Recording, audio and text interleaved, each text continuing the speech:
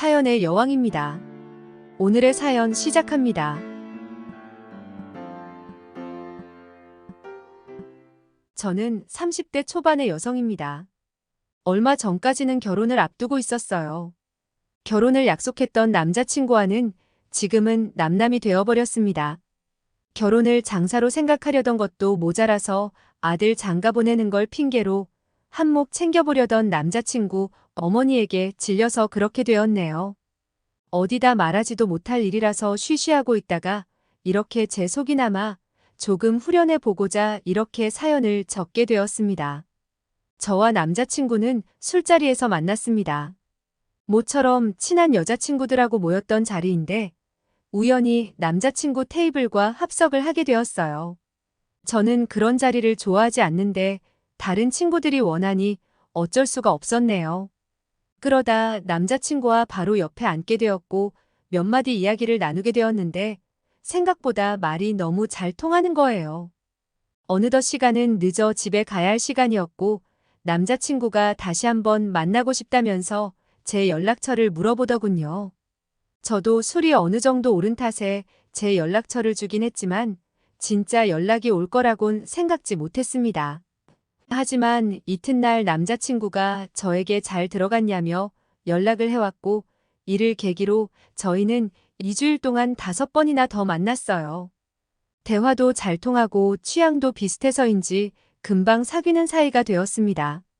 남자친구와 사귀고 1년 정도 지나자 남자친구는 저를 자기 가족에게 소개시키고 싶어 했습니다. 하지만 저는 결혼에 대한 확신 없이 굳이 가족까지는 만날 필요가 없다고 생각했어요. 이유가 어떻든 사람끼리 만나면 정이 들기 마련인데 제가 남자친구랑 헤어지기라도 하면 마음이 아프니까요. 그렇게 1년이란 시간이 더 흐르고 생일이었습니다. 남자친구가 저에게 프로포즈를 해왔어요. 꿈에 그리던 장미꽃에 촛불이 켜져 있는 그런 로맨틱한 프로포즈는 아니었지만요. 사실 사귀면서 알게 된 건데 남자친구의 수입은 어머님이 관리하고 계셨습니다. 처음엔 저도 이해할 수가 없었어요. 하지만 남자친구가 이유를 설명해주고 나니 남자친구의 입장도 이해가 가더라고요. 남자친구 아버님은 3형제 중 첫째이신데 책임감이 대단하셨답니다. 그런 분과 결혼하신 어머님은 아버님의 2 동생을 당신 자식처럼 키우셨대요. 하지만 아버님의 벌이는 시원찮았고 그나마도 툭하면 술값이며 도박빚으로 날려버려서 어머님이 설거지다 뭐다 생고생을 하시며 집안 살림을 꾸려나가셨답니다. 그래도 덕분에 2 삼촌들 다 대학 나오고 남자친구까지 번듯하게 키워내신 분이세요. 그렇다 보니 당신 스스로 살아오신 방식에 대해서 자부심이 대단하셨습니다. 10원짜리 동전 하나 허투루 쓰신 일이 없으셨고 동네 아주머니들한테 지독하다 손가락질 받으며 사셨지만 한 점 부끄러움 없으시다 이거였지요. 사정이 그렇다 보니 남자친구의 월급 관리도 어찌 보면 당연히 어머님이 하셔야 하는 일이 되었고요. 남자친구 말에 의하면 월말에 카드 명세서가 날아오면 어머님이 하나씩 다 따져보시고 물어보신다고 했습니다. 상황이 그렇다 보니 남자친구가 소위 딴 주머니를 찬다는 건 거의 불가능한 상황이었지요. 이 와중에 이벤트는 가당치도 않았고 저도 잘 알고 있었습니다. 그나마 어떻게 용케도 반지 하나는 준비했다 싶어서 그게 참 감동적이었어요. 이런 남자랑 어떻게 결혼하려고 했냐고요? 남자친구 말이 어머님께서 분명히 자기가 결혼하게 되면 경제권을 넘겨주신다고 약속하셨다 했습니다. 저는 말을 철석같이 믿었고요. 아무튼 본론으로 돌아와서 프로포즈를 받고 며칠 뒤가 남자친구 아버님의 생신이었습니다. 남자친구는 그때 집에 같이 가서 식사도 하고 인사도 드리면 어떻겠냐고 물었습니다. 저도 그게 좋은 생각 같았어요. 아버님이 좋아하신다는 홍삼 세트와 어머님 선물로 꽃바구니를 준비했어요. 나름 선물 중에서는 무난하다고들 하는 걸로 준비를 했는데 저는 이걸로 욕을 먹게 될 줄은 정말 상상도 하지 못했습니다. 저도 집이 서울이었고 남자친구도 서울이었기 때문에 이동 자체가 어렵거나 복잡하지는 않았습니다. 하지만 남자친구의 동네에 도착했을 때 워낙 비슷하게 생긴 연립주택들이 많아서 조금 고생하긴 했네요. 남자친구에게 집 앞으로 나와달라고 부탁을 하기 위해 전화를 걸었지만 받질 않더라고요. 결국 양손에 짐을 든 상태에서 이 골목 저 골목을 뒤지느라 약속했던 시간보다 10분 정도 늦게 도착했습니다. 초인종을 누르니 어머님이 나오셨는데 반겨주는 기색이 아니라 저를 한번 힐끗 보시더니 시큰둥하게 들어오라고 하시더군요. 그런데 어머님 눈빛엔 며느리 될 사람을 처음 만난다는 기색은 전혀 없었고 짧은 찰나지만 첫 인상으로 저를 평가하시는 느낌이라 괜히 주눅이 들었습니다. 물론 제가 지나치게 생각했을 수도 있지만 다정하게 인사 한마디 안 해주시니 서운했어요. 제가 남자친구에게 좀 나와주지 그랬냐고 살짝 투정을 부렸더니 어느샌가 그걸 들으신 어머님께서 어른들 앞에서 남편 될 사람을 면박 주는 거 아니라며 한마디 하셨습니다. 저도 모르게 죄송하단 소리가 입에서 튀어나왔어요. 시부모님께 드릴 선물을 들고 있는 두 손이 민망하여 일단 거실 한쪽에 내려놓으니 어머님께서 이쪽으로 가져오라 하셨습니다. 아버님 선물을 보시더니 얼마 줬냐고 물으시더군요. 정확히 얼마짜리라고 말씀드리는 것도 좀 웃긴 것 같아서 잘 모르겠다고 둘러댔습니다. 그러자 당신 핸드폰을 꺼내서는 검색을 해보시더라고요. 가격이 궁금하신 마음이 이해가 안 되는 건 아니지만 그래도 그렇지. 사온 사람이 앞에 있는데 저를 바로 앞에 두고 얼마나 하는지 가격을 찾아보는 건 예의가 아니지 않나요? 저도 물건 살 때 최저가 확인하고 사긴 하지만 선물 받은 걸 굳이 찾아보고 하진 않거든요. 특히나 당사자 앞에서 그건 실례잖아요. 제가 선물한 홍삼이 10만 원이 조금 넘는 제품이었는데 어머님께서는 저더러 너는 돈을 쓸 때 무슨 기준으로 쓰냐며 물어보시더군요. 무슨 뜻인지 잘 모르겠어서 그게 무슨 말씀이시냐고 물어봤더니 인터넷에 홍삼이라고 검색하면 얼마나 많은 제품이 나오는지 아느냐고 하시더라고요. 저는 아버님 드릴 거라서 제일 유명한 회사 제품으로 산 거라고 말씀드렸더니 저보고 세상 물정을 그렇게 모르냐고 하셨습니다. 그리고는 그게 다 상술에 놀아나는 거라고 하시며 홍삼이 다 거기서 거기지. 너 같은 애들 꼬시려고 얼마나 광고에 돈을 많이 쏟아붓는 줄 아냐고 하셨어요. 그리고 하신 말씀이 다음부터는 제일 싼 거로 사오던지 아니면 그냥 돈으로 가져오라고 하셨습니다. 비록 제가 홍삼을 직접 만든 건 아니지만 엄연히 제 마음과 성의가 들어간 건데 그렇게 말씀하시니 너무 야속하게 느껴졌습니다.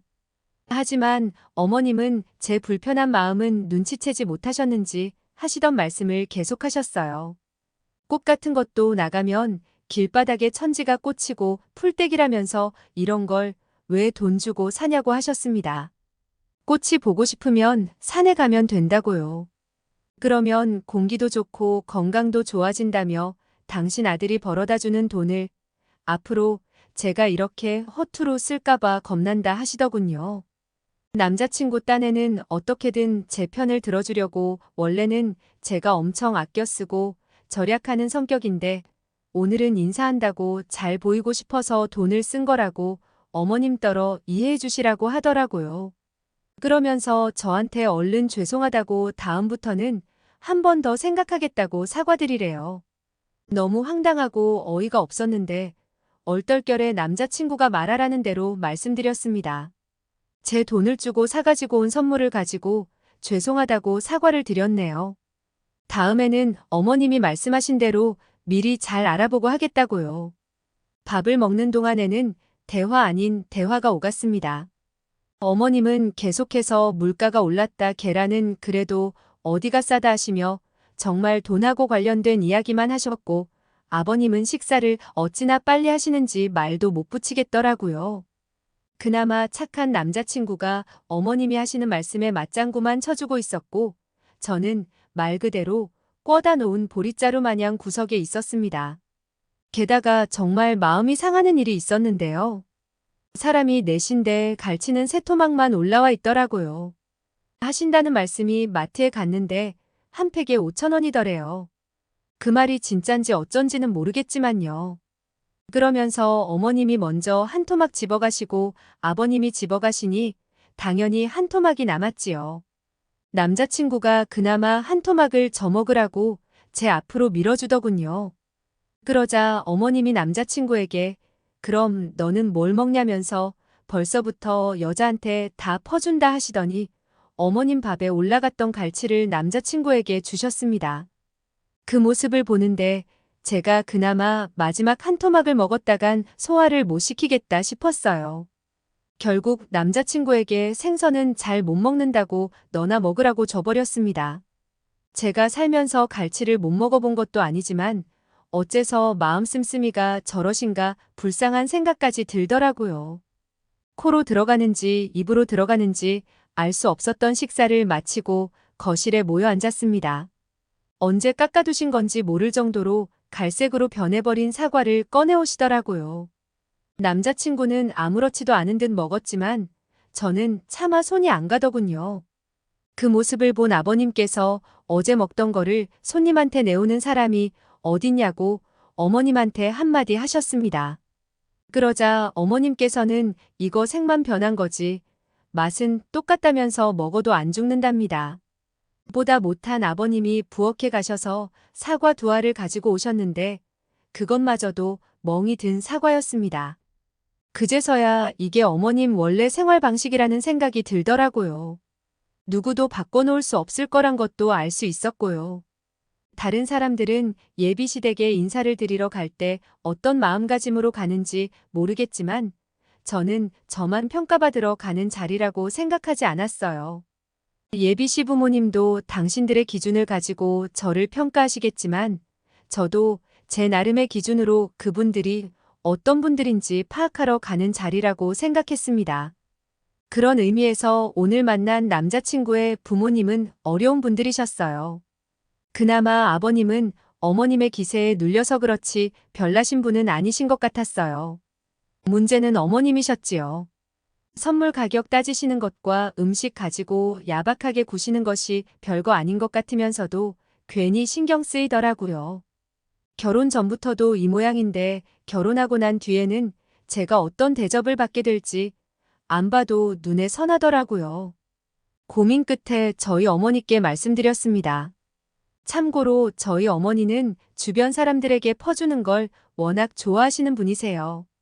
맛있는 음식이 있으면 친구분들 집에 직접 가져다 주시고 시골에서 할머니가 상추나 호박 같은 거 보내주시면 이웃들하고 나눠 드시고요.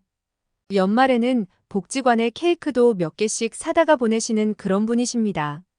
어머니께서는 오늘 있었던 일을 들으시곤 크게 충격을 받으신 눈치였어요. 절대로 저희 어머니처럼 사는 게 옳고 남자친구 어머님처럼 사는 게 잘못됐다는 건 아니에요. 각자 살아온 방법이 있을 텐데 꼭 저희 집의 생활 방식이 옳은 방식이라고 생각하지는 않습니다.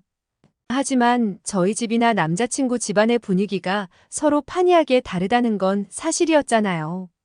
저희 어머니께서도 곰곰이 생각하시다가 저에게 아무래도 이 결혼을 하게 되면 제가 마음고생을 많이 하게 될 것 같은데 그래도 하고 싶냐고 물으셨습니다. 솔직히 저도 그럴 것 같아서 무섭긴 한데 남자친구와 결혼하는 거고 남자친구는 정상적인 사람이라고 대답했어요. 그리고 제가 남자친구 어머니와 살게 될 것도 아닌데 남자친구 문제가 아니라 어머니 때문에 결혼을 하지 않는 게 맞는 건가 솔직히 헷갈린다고 말씀드렸습니다. 그러자 어머니께서 그럼 상견례부터 먼저 진행해 보는 게 어떻겠냐고 엄마 대 엄마로 만나보고 서로 조율할 수 있는 게 있다면 다시 이야기해보는 게 방법이 아니겠냐며 저를 달래주셨습니다. 그렇게 상견례 자리까지 갖게 되었습니다. 남자친구 말이 부모님이 차가 없으시니 집에서 가까운 쪽에 자리를 잡기를 원하신다고 하는데 그래봤자 양가가 다 서울인데 서울만큼 대중교통이 잘 되어 있는 곳이 어디 있다고 남자친구 부모님 편의만 받으려야 하나 하는 생각이 들었어요. 아마 오기가 생겨서 더 그랬을 거예요. 그래서 대중교통을 이용하면 양가에서 거의 중간쯤에 위치한 곳에 장소를 잡게 되었습니다. 그래도 찾고 찾아서 상견례 장소로 아주 유명한 한정식집으로 잡았어요. 다른 식당도 많았지만 상견례라고 하면 사실 한정식집에서 하는 게 가장 무난하잖아요. 그런데 남자친구 어머님께서는 메뉴를 보시더니 혼잣말처럼 집에서 맨날 해먹는 게 한식인데 뭐하러 이 먼 곳까지 나와서 이 비싼 돈을 주고 쌀밥을 또 사 먹느냐며 중얼거리시더군요. 그런데 그 소리가 다른 사람들도 들을 수 있을 정도로 컸기 때문에 순식간에 분위기가 냉랭해졌지요. 남자친구는 가끔은 남이 해주는 음식도 먹고 그래야 하지 않겠냐며 어떻게든 어머님 기분을 맞춰드리려고 노력하고 있었는데 그 모습을 보고 있자니 짠했습니다. 능숙하게 저러는 걸 보니 하루 이틀 저러시는 것도 아닌 것 같고 남자친구도 어머님을 달래드리는데 선수가 되어 있는 것 같았어요. 그와 동시에 우리가 앞으로 결혼하고 나서도 남자친구가 매번 어머님 편에서 저렇게 비위를 맞춰드리려고 하는 꼴을 제가 바로 옆에서 볼 수 있을까라는 생각이 들었어요. 어른들끼리 가벼운 인사를 나누면서 조금 분위기가 누그러지는 듯 했습니다. 남자친구 어머님께서 먼저 남자친구에 대해 이야기를 꺼내셨어요. 본인 아들이지만 참 착하고 순하다고요. 그리고 졸업하자마자 번듯한 회사에 취직해서 지금 승진도 2번이나 했고 담배도 안 핀다면서요. 요새 이런 남자가 어디냐면서 당신이 처녀였으면 결혼해달라고 목을 맸을 거랍니다. 저희 어머니께서도 질세라 저의 자랑을 하셨습니다. 곱게 키워서 좋은 대학 졸업시켰더니 바로 대기업까지 들어가서 부모 어깨에 힘들어가게 해줬다고요. 그러면서 저희 딸도 담배 안 핀다고 한마디 덧붙이셨는데 하마터면 웃음이 나올 뻔했습니다. 어머님이 자랑 같지도 않은 걸 자랑이라고 덧붙이신 게 꼴보기 싫으셨던 모양이에요. 어느 정도 양가 어머님들의 자식 자랑이 오가고 나서 본격적으로 결혼식과 신혼살림에 관한 이야기가 나왔습니다. 남자친구 어머님께서는 요즘에 남녀가 어디 있냐면서 반반씩 부담하자고 하셨고 저희 어머니도 그 점에 대해서는 이견이 없다 하셨습니다. 그런데 문제는 반반씩 부담하는 데 있어서 서로 생각하는 금액이 달랐습니다. 저희 어머니는 양쪽에서 1억 5천씩 그렇게 합쳐서 3억은 있어야 서울에 그래도 전세 아파트 하나는 구하지 않겠냐 말씀하셨습니다. 하지만 남자친구 어머님께서는 처음부터 그렇게 여유 있게 시작하면 애들이 배가 불러서 안 된답니다. 무조건 고생을 해봐야 된다고요. 그러면서 아버님 서재와 남자친구가 쓰는 방을 내어줄 테니 저희가 시댁에 들어와서 살게 하면 어떻겠냐고 하십니다. 그리고 지원해 주시려던 1억 5천은 당신한테 맡기면 당신이 잘 관리해 주시겠다고요. 당연히 저희 어머니께서 그게 무슨 말씀이시냐고 말도 안 된다고 했지요.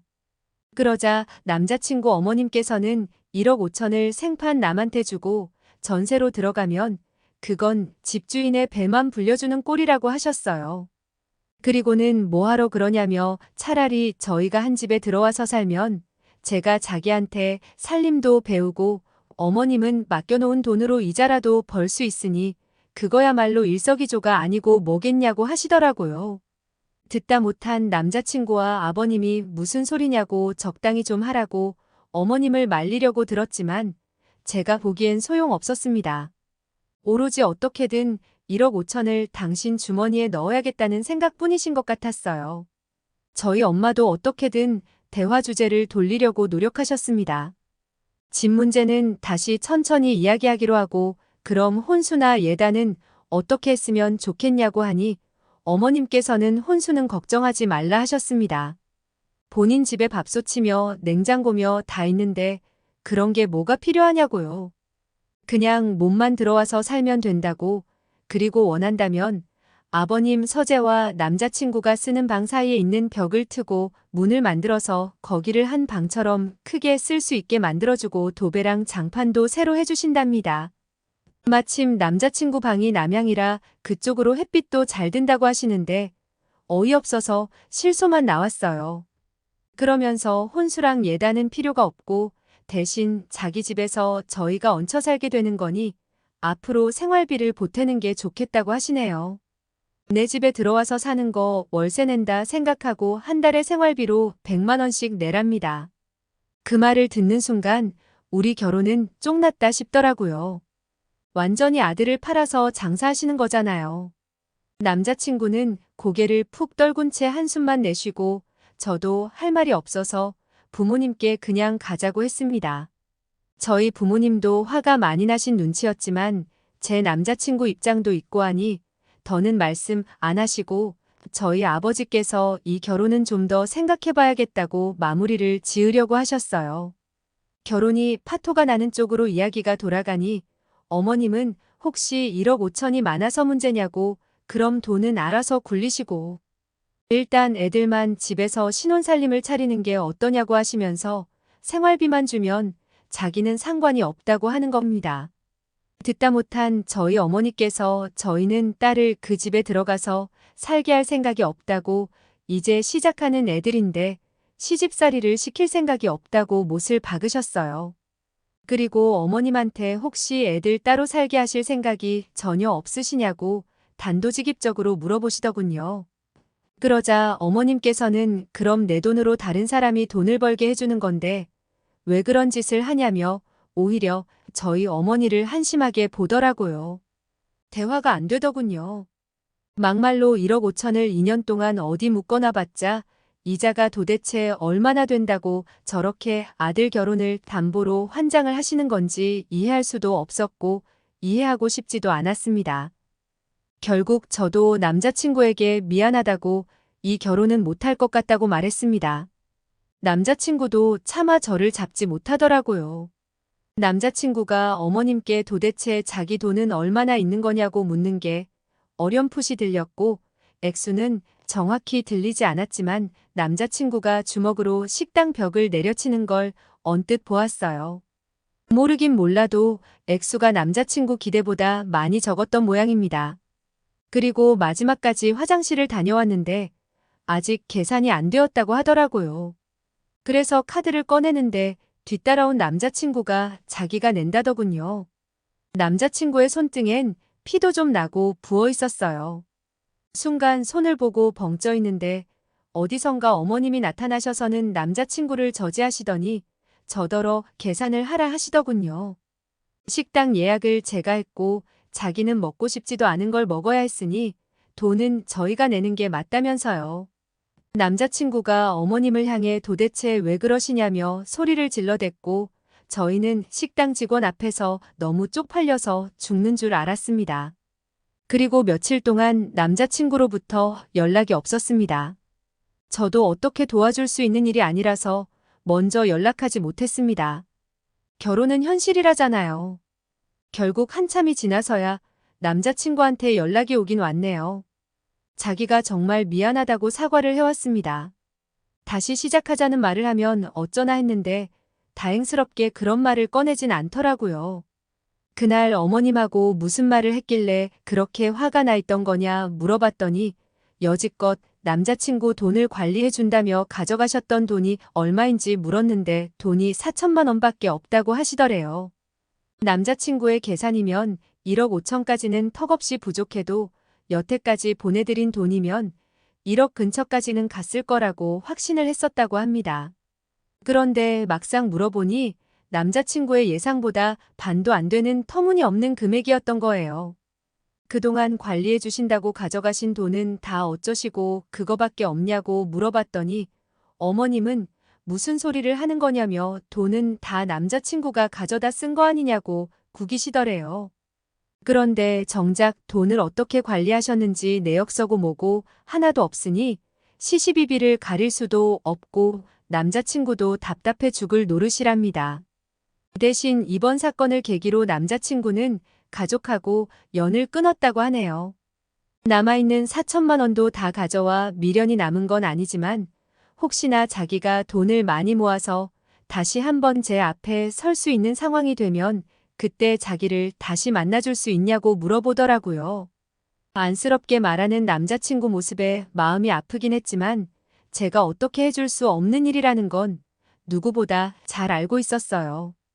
당장 지금은 연을 끊었다고 할지는 몰라도 부모님과 어떻게 모자르듯 연을 그렇게 쉽게 끊어버리겠어요. 그래서 그냥 앞으로 서로 좋은 사람을 만날 수 있게 기도하자고 했어요. 남자친구도 저보다 좋은 사람을 만날 것이고, 저도 남자친구보다 더 좋은 사람을 만날 수 있도록 말이에요. 남자친구도 제 말이 무슨 뜻인지 알았는지 더 길게 이야기하지는 않더라고요. 당분간은 그저 아무 일도 없었던 것처럼 지내고 앞으로 있을 새로운 인연을 준비해 보려고 합니다. 끝까지 들어주셔서 감사합니다. 오늘의 사연은 여기까지입니다. 구독과 좋아요를 눌러주시면 저에게 큰 힘이 됩니다. 감사합니다.